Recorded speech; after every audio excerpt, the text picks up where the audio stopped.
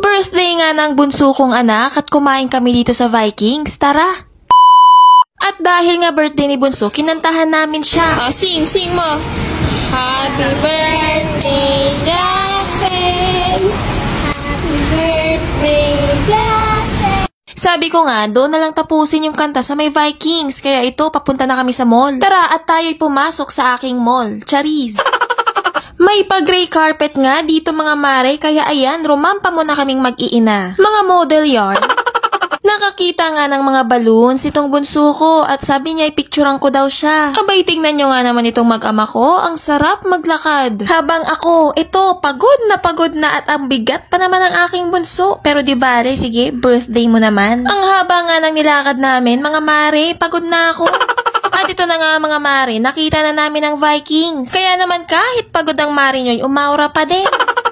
Hindi nga pala ako kagad nakapag-book ng reservation, kaya ito, nag-walk-in kami. Pero mabuti na nga lang at madami pang open na seats. Kaya nga naman mga mare, agad-agad ako nagpalista. Mabuti na lang talaga at maaga kami. At ito na nga mga mare, at hinatid na kami sa aming table. Agad nga kaming kinabitan ng mga bracelet. Bilisan mo na nga lang kuya at ako'y gutom na. Ito nga pala kami nakapwesto sa may tabi ng salamin. 6 nga lang kami, kaya kasya na kami dyan sa isang table. Ang ganda din pala ng ambience dito sa Vikings mga mare. Tignan ninyo, ang laki. Unlike nga doon sa kinakainan namin sa Ayala Mall, yung Vikings, maliit lang. Inayos ko na nga ng upo itong mga anak ko at sabi ko, picture muna. Abay syempre, picture is life. At dahil nga konti pa lang ang tao ng mga oras na yan, kaya ako'y rumampa muna. O Pak, sino ka dyan? Pagtapos ko ngang rumampa mga mare at ito inikot ko na ang mga pagkain. Kasama ko nga si birthday girl at ang gusto daw niya itong mga brownies. Inikot nga din namin itong pastry section. Talaga naman mga mare, ang dami niyong pagpipilian. Sa dami nga nang nakikita ko dito, hindi ko alam kung anong uunahin ko.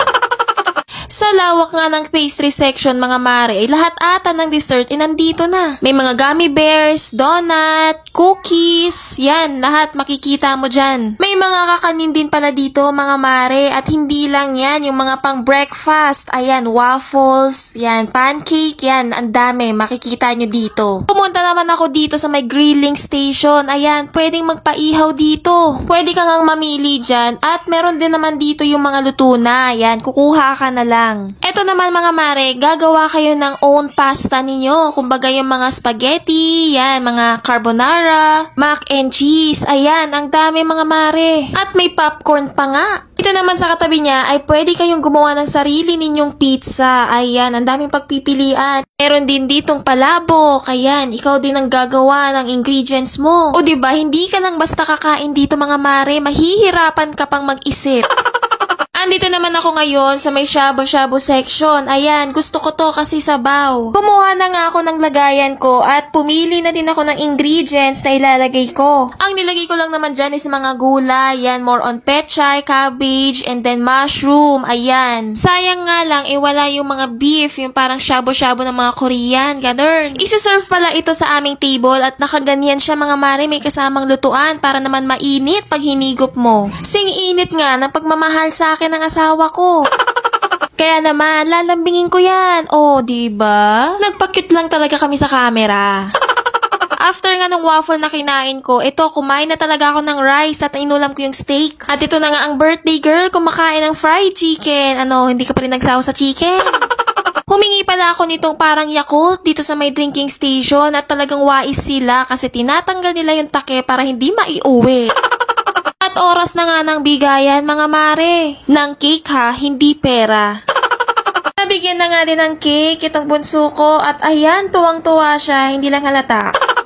May cake din si Ate Ann, syempre birthday din niya. Ito talaga ang pinaka main event dito sa Vikings kapag dito ka kumain ng birthday mo. Mandatory talaga ang pagpicture dito mga mare. Syempre, pinakain ko na din kay Jassel, kako, tanggalin mo muna yan nak ha para makain mo. Ayan, masunurin naman. At mabuti nga'y walang topak. Super happy nga ng bebe ko na yan. At akalain nyo yun ay sasayaw pa itong mga waiter, magti-tiktok. Ito, panoorin nyo.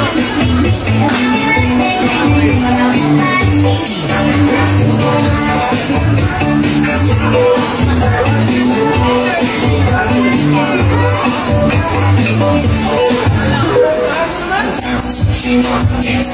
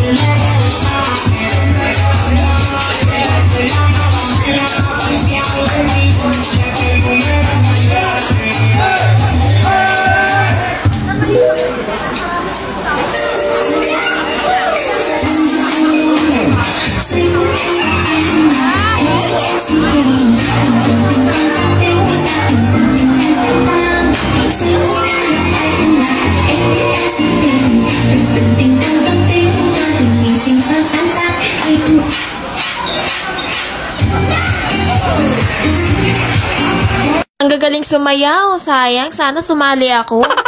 At dahil nga hindi ako nakasali sa TikTok nila, eto, gagala na lang ako. Magliliwaliw dito sa may Japanese station. Ayan, oh, ang cute ng lantern, pink. Medyo busog nga din ako dyan, kaya ayan, nagpapatadtad lang talaga ako. At nakatulog na nga ang birthday girl, ayan. Tapos na din kaming kumain dyan actually at paalis na rin kami. Ayan, di ba halata naman, mga busog ang person. Palabas na nga kami dito at ginugupit na yung bracelet namin. Wise talaga ang Viking. So ayun lang, salamat sa panonood.